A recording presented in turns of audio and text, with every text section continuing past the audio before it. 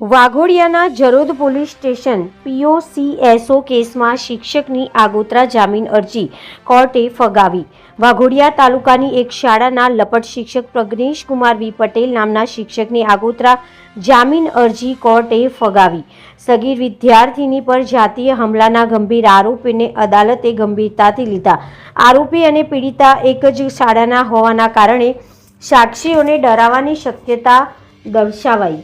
તપાસ પ્રાથમિક તબક્કે હોવાથી કસ્ટોડિયલ પૂછપરછ જરૂરી હોવાનું અદાલતનું અવલોકન। જરોદ પોલીસ સ્ટેશનના પીઆઈ ગોહિલના માર્ગદર્શન હેઠળ અલગ અલગ ટીમો બનાવી શિક્ષકની શોધખોળ હાથ ધરવામાં આવી રહી છે, જે દરમિયાન શિક્ષકે આગોતરા પોસ્ટ અરજી કરતા જરોદ પોલીસ સ્ટેશન દ્વારા ગુનાની ગંભીરતાને જોઈને મજબૂત સોગંદનામું રજૂ કરવામાં આવ્યું હતું। રિપોર્ટર મૌલિન વ્યાસ, BN ન્યૂઝ ગુજરાતી, વાઘોડિયા।